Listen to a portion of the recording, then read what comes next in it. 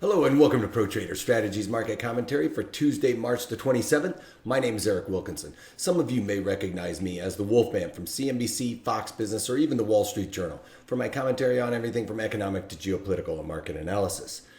Please take a minute to read over this disclaimer. Basically, it says that everything I'm talking about in these market commentaries is not a solicitation to buy or sell any of these securities or strategies.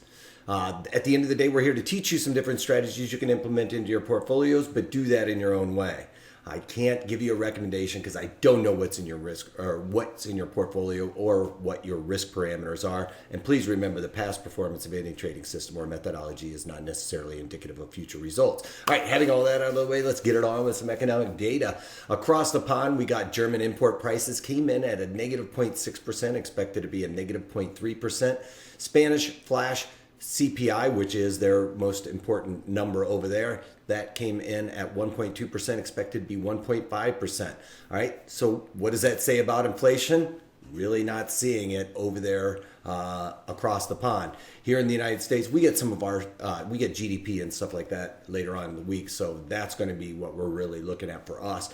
But here in the United States, we also got CB, consumer confidence, came in at 127.7, expected to be 131.2, and revised last month's number down from 130.8 to 130 even. And then finally, we got Richmond Fed manufacturing index came in at 15, expected to be 23.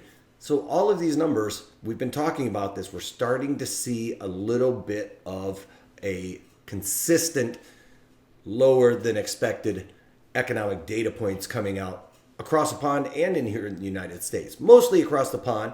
But what does that say about what the interest rates are? We're not seeing inflation necessarily, so why are we ratcheting up interest rates to stave off inflation? Maybe to get ahead of the curve. I think they're getting a little bit ahead of themselves actually at this point, because we still have to look at what's going on across the pond and in other nations. Last thing we've got going on today is Bostic, who is an FOMC member, speaking. Like I said, we're getting a plethora of these Fed governors coming out and chattering because they've had 2 weeks they haven't been able to talk about anything, and they're just bursting at the seams to try and talk about something, I guess.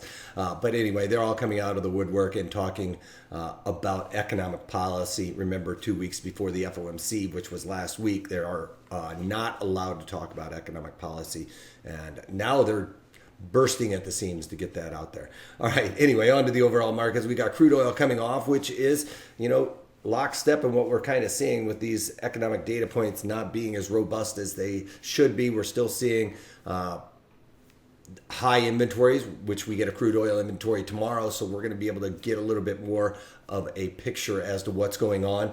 Right now with this chart, yesterday kind of made it look a little toppy. Today's with this doji we've got going on, some might say it's a confirmation to the downside, but anytime you get these opposing dojis like that, I get a little bit leery, and it's not really confirmed yet. We would need to see much more of probably a couple of dollars, maybe even all the way down. I'd probably need to see it to feel like I was getting a confirmation to the downside, probably somewhere around 64.50 handle, somewhere around in there. So about another dollar lower, let's call it, before I really would be comfortable with saying that it was a confirmation as a little bit of an intra or at least a short-term top right now. Right now, not really getting a whole lot out of those tea leaves in the candlesticks there. Gold, massive bearish engulfing almost candle here. The flight to safety, Russia, all of those theories as, with the market coming off and having that correction, gold was going to go higher, but that gold correction just seemed a little bit late for that, big sell-off we saw in the equities. I think this really has to do a lot with Putin and people trying to front run him when he said he was buying gold. My guess is he bought the gold and then came out and told everybody he was going to buy gold and got that spike that he was probably looking for. All right, on to the Bitcoin futures. Very important level right here, you guys, that we're seeing currently being traded. If I can get my computer to catch up with my mind, we can see that level is right there at about 77.50, let's call it. That's a major support area, as it is looking a little tweezer bottom on this move anyway, and that just happens to coincide with the value area low. So that is a good level to keep an eye on. We break much below that, it looks like it's really going to want to come down here and test at least the 58 area. If not, we might see it come down and bounce off this 7,200 area and look for at least a little bit of a bounce. But you can see that this is not looking very good. And to me, it looks like it really wants to retest that 58.80 level before we can even possibly really see some movement to the upside. Bulls would definitely like to see something like that at the very low of the move, that we get tweezer bottoms. That's a very bullish sign. Not really seeing that as of right now, but I do think that the market really wants to go down there and test that level before resuming any type of upside. All right, on to the VIX. We're seeing the VIX come off a little bit. It was off a little bit more earlier this morning when we were seeing the equities move higher. This is really juking back and forth because when we opened up, NASDAQ, I believe, was up over 40 points. Then it went actually into negative territory, slightly treading water above when I checked last before I got ready to do this webinar. You know, all things can change right now, but I would have to believe with the VIX being negative that we're going to be looking at some equities that are in the positive territory. So let's just get down to it. We got the equities, as I was saying, Dow Jones Industrial Average up almost 250 points, pushing up against that 9-day moving average. It's not going to act as a whole lot of resistance on a 9-day, but the one thing with the 9-day that's beautiful is that it gives you the trend, and when we're below that it is negative, and when we're above that it is positive. So it is something to grasp onto if you are a bull and or a bear to try and push. But I think that this value area high is, or actually this is the value area low for the volume. I think that that is going to act as a support and or resistance. Right now going up, it's going to act as the resistance. So might want to migrate back to this area and settle down. But as of right now, we are seeing a nice little bounce in equities as a continuation from yesterday. NASDAQ, this is what I was talking about. It's up 18 points right now. It came up when it was up about 44 points and tested the combination or the culmination where everything's coming together, where my trend channel comes together with my 9-day moving average and the 50-day moving average. And now we have this 23 Fibonacci level that I put on there as a 20. It's a Fibonacci projection. So it is all based on the move that we've had to the low. So I put that stuff together. You can see it right there. And I've just drawn this from here to here to here. And that is the low I created for that extension. I drew it out to here just to line that up and erased it. But the reason why I did that is so I could see these numbers a little bit easier. So it's not all tied up in this area here. So don't get confused as to this line out here. What is he pointing at over here? Well, it actually, if you draw the line straight to the right, you can see that it kind of coincides with that little low there. All right. That being said, this value area high very much acted as support, kind of lines up with these tops over here. That is a solid line. This is the line I was talking about that I'm going to probably end up putting in there as just a support resistance line, but it lines up very nicely with this value area high. So that's why I really haven't been too diligent about it. But as this market's coming off, as we're speaking here, by about 5 points in the NASDAQ, you can see that this would be, if we closed out right here, a very bearish signal where we're looking a little toppy, came up and tested this 23 Fibonacci level, failed, which kind of coincides with all this stuff. So all, you know, whatever everybody's looking at, whether it's a trend channel they drew like me, or they're doing the 9-day moving average, the 50-day moving average, all of these things are coming together at the same place. So that makes that a little bit stronger, because now everybody's theories as to where these levers and pulleys are coming from kind of come to the same spot. So theories are going to be very similar, rather than the description of their theory. So we're seeing that right now. And right now we just saw a 14-point sell-off in the NASDAQ. And that's what not unheard of in the past couple of days, but I've only been on this chart for just about a minute or so, getting a little wordy maybe. But NASDAQ obviously leading to the downside, with the E-mini S&Ps to the upside, still up 12 points right now. And it has busted above this area, which is a double line. If you look at it, it's the 61 fib level on the longer duration. As you can see, I drew that in here for this here to here. And then my extensions basically did from here to here to here, I believe. And that being said, this is major. When you get those two Fibonacci levels kind of coinciding, that makes it a pretty strong number. And it kind of lines up right here with my market profile pretty nicely. So that being said, E-mini S&P is not signaling as much of a bearish tone as what we saw in the NASDAQ. And that would be at the end of the day, you guys, if it finished up looking like that. Right now, intraday, that doesn't mean anything.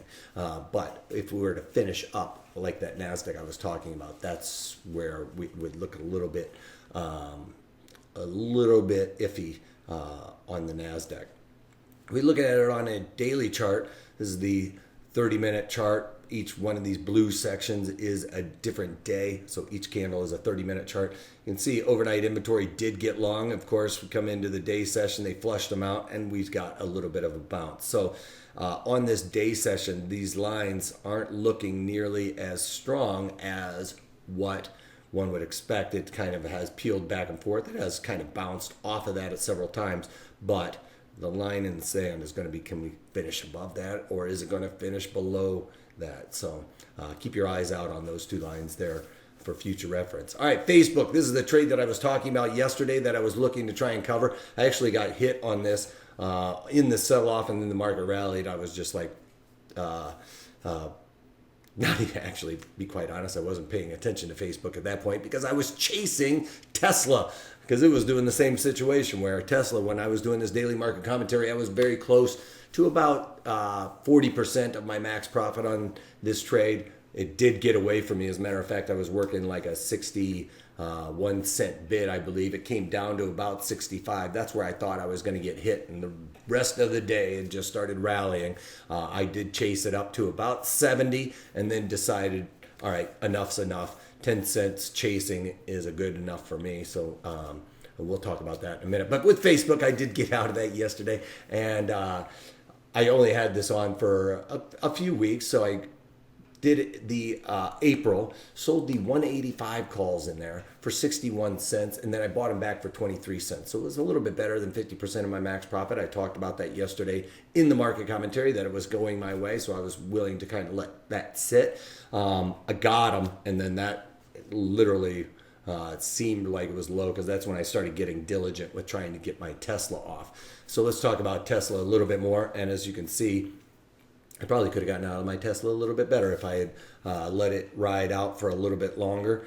But in Tesla, I had only put this on Friday, so the 23rd. So my mantra is go for 50% of the max profit. But when I'm in this trade for 1 or 2 days and I'm at 40% of the max profit, it doesn't make sense to take on that risk a little bit further. Well, by looking at the chart, it might have, but I don't really see that as being the case necessarily most time. If I get that money fast, I'm going to get in and get out. And if I see it continue down, then I'll retool and die on that. So anyway, on Friday, I went into Tesla, played around with it, because if you remember, I sold some puts. I'm long some 2-year puts, but I sold those puts just to collect a little bit of premium. I thought we were going to get a little bit more of a bounce. And when it didn't happen, I started trading around that a little bit, sold some calls against it to try and make up for what I may see as a loss on those 200 puts that I'm short. So having said that, I went into Tesla and sold the April 360 calls in there, and I originally sold them for $1.16. I bought them back this morning for 65 cents. So was out of those. You can probably get those if you jumped on that trade, then you probably can get out of those a little bit better than I did, because you can, as you can see, they are very close to the lows. You can probably get maybe a nickel better, I don't know. But Tesla, I did cover those short calls. I am still short the puts as a part of that strangle. Those puts are the 200 puts. So, you know, it's a 3% probability at expiration that I'm going to have those puts, or a, you know, maybe a 6% probability of being touched going down all the way to the 200 level. I'm not too concerned about those probabilities. I'm going to let that those short puts at the 200 level get a little bit more time decay. As you can see here, volatility is really spiking on me, and that's not helping those puts. Puts skewed to the Tesla side are really dramatic, because if you think about those calls I sold that were the 360 calls, those were $70 higher than we currently are. Those 200 puts are $200 lower than we currently are. Or sorry, is $100 lower than we currently are for the most part. And those 200 puts are worth a lot more than those 360 puts. So that shows you the skew is really to the put side. All right, so Friday's webinar, this might be a great trade for the iron butterfly. So we're going to check that out. We're getting into beginner to advanced. We've been doing beginner. We did beginner to intermediate. Now it's kind of intermediate to advanced, because we're going to start implementing some premium selling strategies. So when we have really high implied volatility and nothing going on, kind of like what we're seeing here in Tesla, we could do a long straddle. Maybe it's going to snap back. Maybe it's going to really peel off. We don't know the directionality of it. That'll be the perfect scenario for something like this. So check it out at protraderstrategies.com. And that's about all I got for you. If you can't take that, take it easy.